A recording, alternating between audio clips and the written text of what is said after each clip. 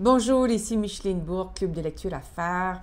Je suis à Paris, je vis un moment extraordinaire. Puis là, je suis en visite chez mon correspondant de France, M. Patrick Coquart. Patrick, merci beaucoup de nous accueillir dans tes locaux de travail. Ça fait plaisir. On est tout près de l'Arc de Triomphe, juste un petit mot comme ça, un petit clin d'œil à la belle ville de Paris. Patrick, qui es-tu et que fais-tu?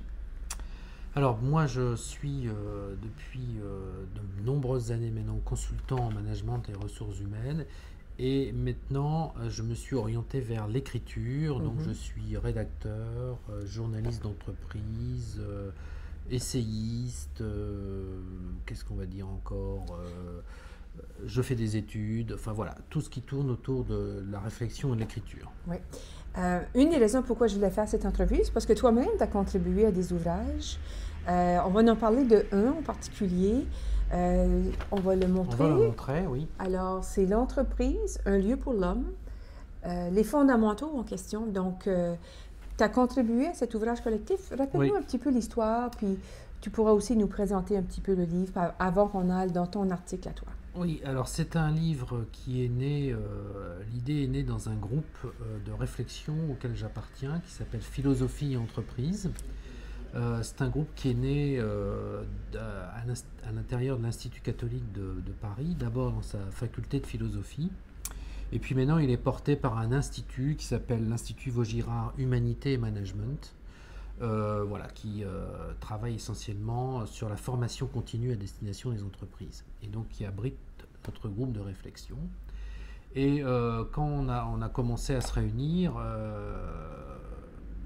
pour discuter, on va dire, à un moment on a dit, mais nos discussions là, est-ce que c'est pas un peu vain si ça n'aboutit pas sur un projet concret? D'où l'idée du livre, donc qui est fait à plusieurs mains. On ne savait pas trop au début comment aborder le sujet.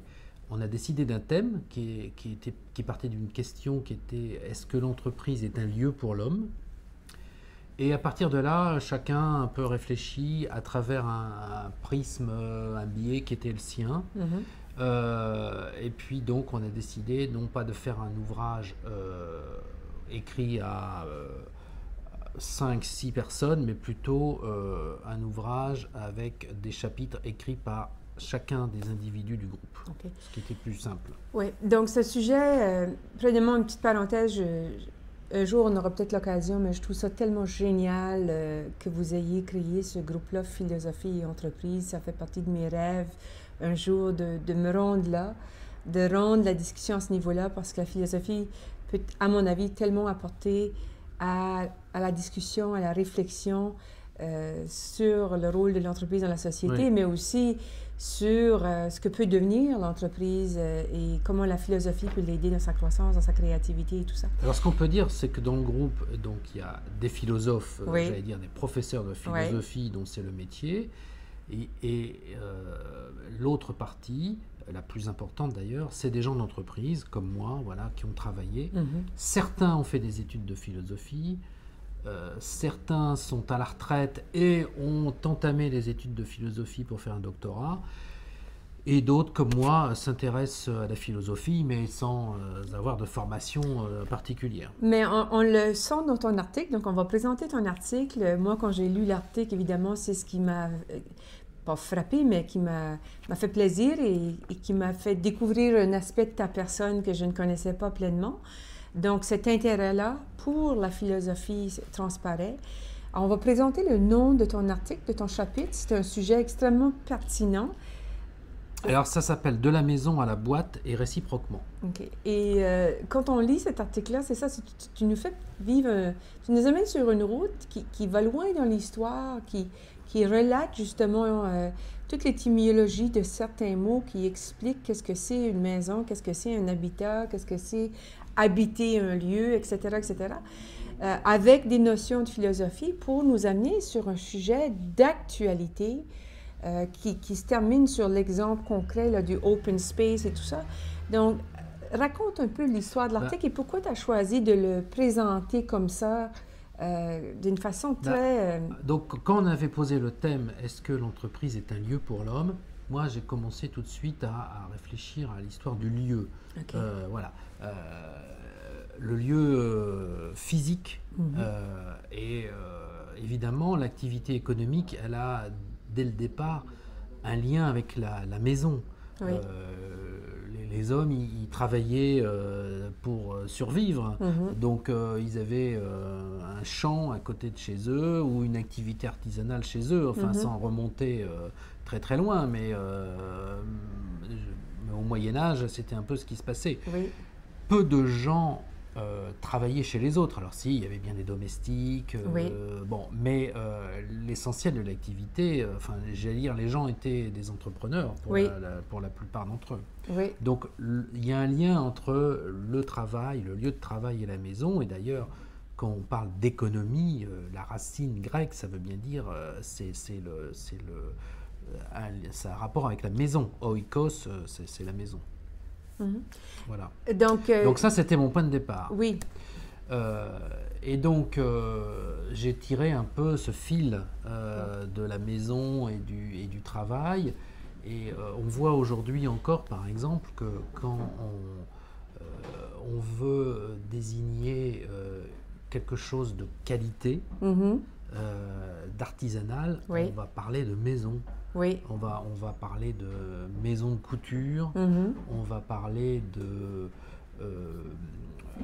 je sais pas moi, il y a une maison ici, juste à côté d'ici, qui est une charcuterie traditionnelle, elle s'appelle la maison. Ça, c'est pas mal, c'est probablement beaucoup plus français. Au Québec, je ne pense pas qu'on utilise ces appellations-là. Cela dit, ça n'empêchera pas un Québécois ou un Canadien français, entre guillemets, d'apprécier l'analogie que tu fais parce que, effectivement, la maison était dans le sens du lieu de travail et l'argument que tu fais et que tu nous amènes dans une démarche philosophique qui nous démontre après ça que travailler et là où on travaille, c'est un mariage, c'est une union. Tu termines ton article... À la fin, tu nous amènes dans toute cette notion-là des nouveaux concepts là, de lieu de travail, notamment par le biais du open space. Oui. J'aimerais ça que tu nous parles de ça, puis que tu nous donnes un peu un aperçu de tes hypothèses à ce niveau-là. D'abord, ce que j'aimerais dire aussi, c'est que le terme d'entreprise, il est devenu boîte maintenant. Oui, c'est ça, une boîte, oui. Voilà, les gens travaillent dans une boîte. C'est vrai. Et j'ai fait un peu des recherches et j'ai vu que même au début du XXe siècle, le terme existait pour désigner une entreprise. Ah, OK. Des auteurs comme Mirbeau, par exemple, et j'ai oublié l'autre, mais enfin vraiment du début du XXe siècle, quand on parlait de boîte, c'était une entreprise qu'on n'aimait pas. Ah, OK. Dans lequel on n'était pas bien. Okay. Et effectivement, on comprend bien, si on prend vraiment la boîte de chaussures ou je sais quoi, évidemment, on est forcément mal installé. Okay.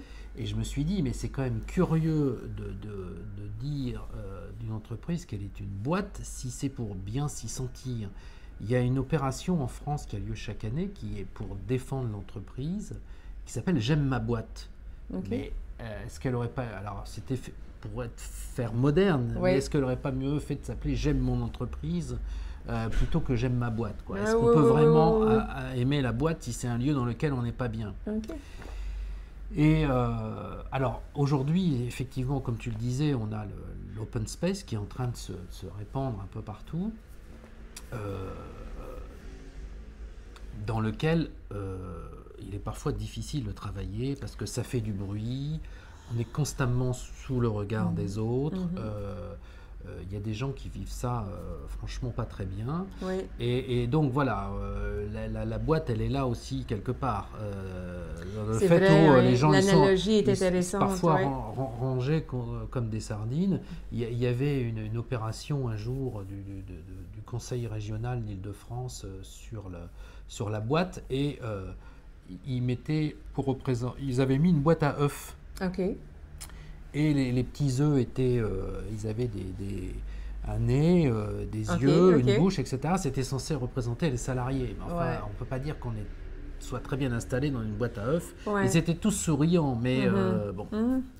C'est intéressant parce que personnellement, j'aurais beaucoup de difficultés à travailler dans un environnement comme ça. Je peux comprendre que dans certains projets, par exemple, ou pour certaines situations éphémères, mais de façon continue, tous les jours, moi, je me verrais avec des écouteurs aux oreilles de façon continue. Je trouverais ça trop agressant. Ça m'empêcherait de travailler. Je ne peux même pas travailler avec la musique.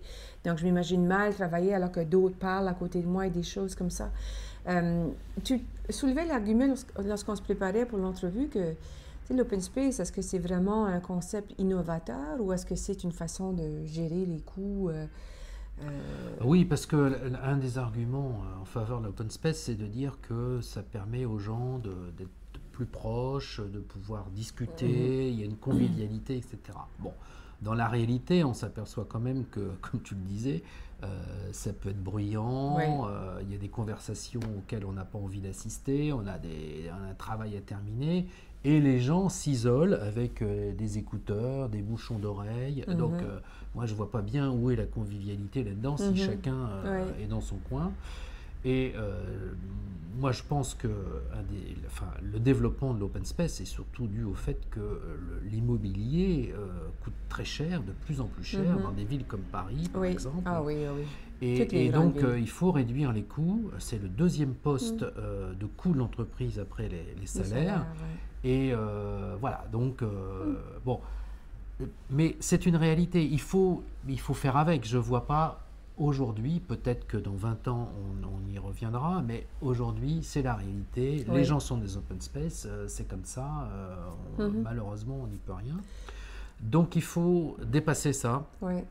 Et si on ne peut pas habiter correctement son lieu de travail, c'est un peu l'argument de mon article, il faut quand même habiter l'entreprise et habiter la finalité de l'entreprise. C'est-à-dire, qu'est-ce qu'on y fait? Quelle est la mission, la vocation de l'entreprise? Ça, c'est parfois un peu oublié. Et donc, si on n'a pas de finalité, c'est-à-dire si on n'a pas de sens à son travail, si on ne sait pas pourquoi on vient là, et en plus, on est mal dans le lieu dans lequel on travaille, forcément, ça va poser problème quelque part.